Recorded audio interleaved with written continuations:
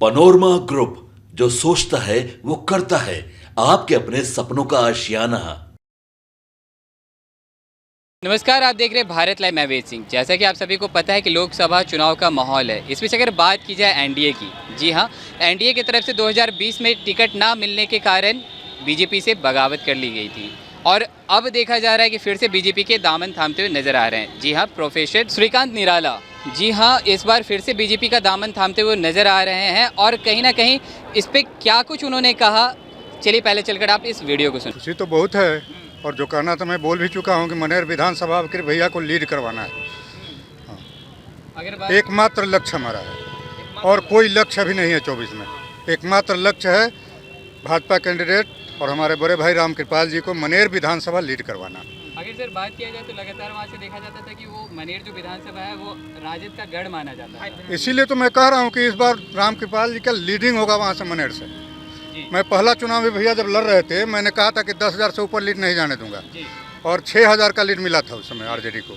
इस बार लीड नहीं मिलने जा रहा है आरजेडी को। इस बार मीसा भारती लूज करेंगे इनसे। तो क्या लगता है सर कि इस बार एनडीए की तरफ से जो कहा जा रहा है 40 की 40 सीटें, तो क्या 40 की 40? बिल्कुल बिल्कुल बिल्कुल, उसको एनडीए को 40 सीट मिलना ही है। जब आरजेडी के नेता तेजस्वी यादव हमारे गठबंधन के लिए वोट मांगने लगे तो फिर अब क्या रह गया है बिहार में, आप समझ सकते हैं। पूर्णिया में मांगे ना भाई, वोट मांगे और भैया का कृपा है कि हमारा आज घर वापसी हो गया। मंगल पांडे जी मंत्री जी का कृपा है, इनका कृपा है, हम घर वापसी हुआ हमारा। लालू जी ने एक और बेटी को उतार दिया मैदान में। मीसा भारती तो लगातार हारी रही थी और एक और बेटी को उतार दिया उन्होंने। अब वो उनका काम है, वो समझें, लेकिन जीतने नहीं जा रही हैं वो भी। छपरा, चूँकि मनेर और छपरा के बीच में सिर्फ गंगा नदी है।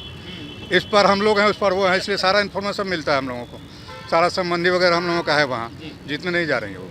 रोहिणी आचार्य मतलब क्या कहना है उनके ऊपर?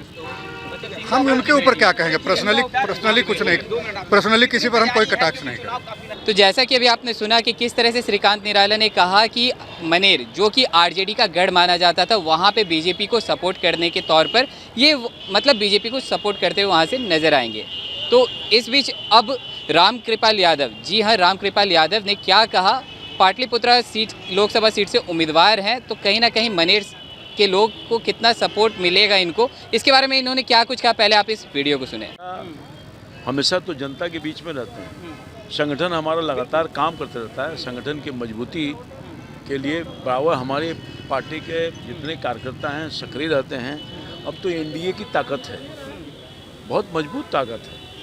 कोई टिकेगा जनता के सामने और कार्यकर्ता के सामने, क्योंकि हम लोगों ने काम किया है, विकास किया है, पाटलिपुत्र जनता को राहत दिया है। माननीय प्रधानमंत्री जी का जो नेतृत्व वाली सरकार है और मुख्यमंत्री नीतीश कुमार जी की सरकार संयुक्त रूप से काम किया है। इसे काम के आधार पर, विकास के आधार पर, जनता की सेवा के आधार पर जनता ने 2 बार से मुझको अपना आशीर्वाद दिया है सेवक बना करके काम करने के लिए।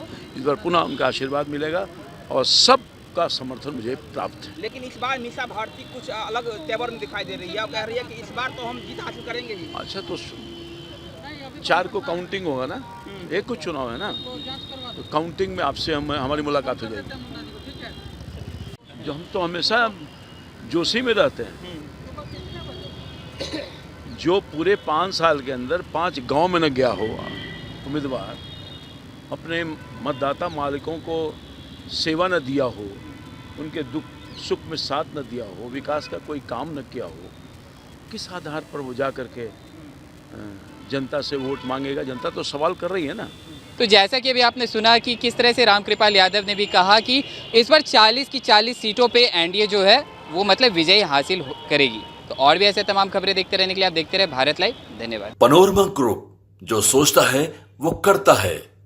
अगर ये वीडियो पसंद आई और वह बिहार के राजनीति और बिहारियत से सरोकार रखेनी तो सब्सक्राइब बटन दबा के चैनल के सब्सक्राइब कर ली। ओजे एगो घंटी बा, ओकरा बटन दबा देला से कुल सटीक और मारक खबर रुआ मुफ्त में मिल जाई।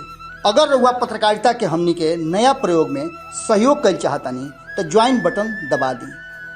पेटीएम नंबर नोट कर ली 9386816700। धन्यवाद।